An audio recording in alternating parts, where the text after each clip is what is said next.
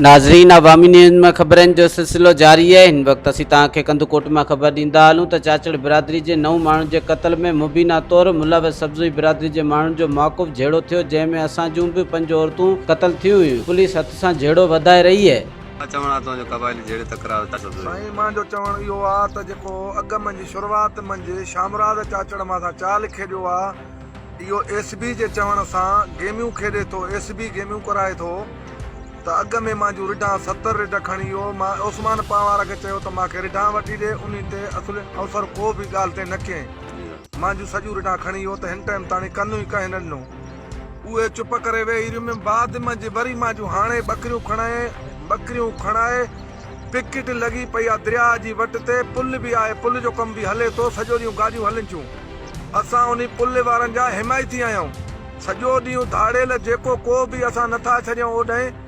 Police जे अॻूं असांजूं सॼियूं बकरियूं माना 50-60 बकरी असांजी खयूं वञनि था। त कुझु बि को बि किरदारु पुलिस न अॻु वरितो आहे, न का ॻाल्हि कई आहे, न का रुकावट कई आहे। उन खां बाद काड़ा टोटल अची चाल करे लिकी वेही रहिया घटनि ते, त सौदे पेर खंदा असां विढ़ंदासीं, जंहिंमें असांजा छोकिरा असां पेर खयूं वेंदा पियाऊं, ईअं ई असांखे गोलियूं वाहे कढियूं अथनि। बाद में झेड़ो शुरू थी वियो, कुझु असांजा माण्हू ज़ख़्मी थिया, कुझु उन्हनि जा थिया, मथां वावर पुॼी वई, पोइ जेको दॿी थो वियो हिक ॿिए खे, इहो नुक़सानु ईअं थियो आहे। जी जी तव्हां छा चवणा? सर असांजो इहो चवणो आहे त जेको ई कमु आहे एसपी जो आहे, एसपी अॻ में बि माण्हू अवामी गॾाए करे वेड़ाईंदो आहे, कबीलाई झेड़ा एसपी कराइनि। जीअं त जाइराणी जा 4 माण्हू सब्ज़ोई बिरादर, चाचड़ बिरादर, माहर बिरादर जा गॾाए करे उन सां झेड़ो कराए, तकरार कराए, उन जा 4 माण्हू मारियईं, माल खणाए, नुक़सान कराए। मारनि चाचड़नि, चाचड़ कचा चाचड़, कारड़ा चाचड़, मार, इहे बिरादरियूं मलिक मोहाणा उहे बि गॾु हुया, जंहिंमें उन्हनि सां माण्हू 4 उन जा माराए। उन खे बाद में एसपी पंहिंजो मुक़ाबिलो ॼाणायो त मां मारिया आहिनि, एसपी कोन मारिया आहिनि कहीं जा बि। सॼो ई किरदारु एसपी 12 ई कराए थो, 12 ई माण्हुनि जा कराए थो। वरी जंहिंमें बाद में मारनि बिरादर खे असांजा सब्ज़ोई बिरादर जा 2 माण्हू ओताक ते घुराए करे उते एसपी माराया आहिनि। एसपी माराए लाश खणी अॼु बि मारनि जे उते चैना बि आहे, चयूं अथसि चौकियूं हणाए ॾिनियूं अथसि।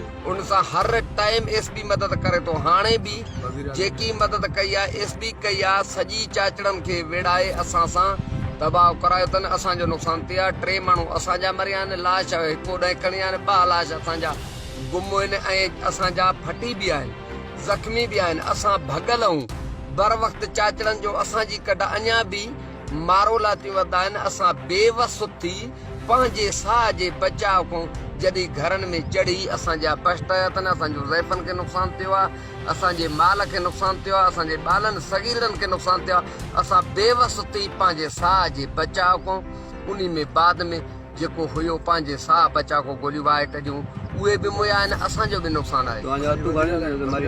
औरतियूं असांजी 5 मरियूं, असांजी मीडिया आई न आहे, मीडिया अॼु पुगी आहे। 3 ॾींहंनि खां पोइ, 4 ॾींहंनि खां पुगे, 4 ॾींहंनि खां पोइ असां लाश रखी न छॾींदासीं।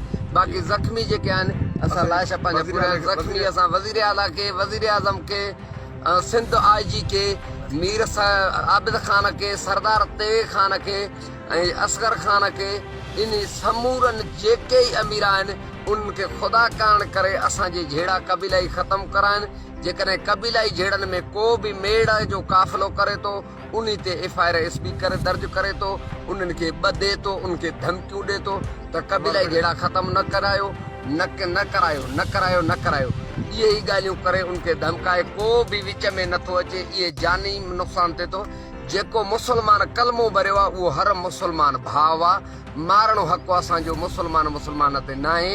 इहे सरदारनि ऐं एसपी ते फर्ज़ु आहे त कबीलाई जहिड़ा ख़तमु कराए।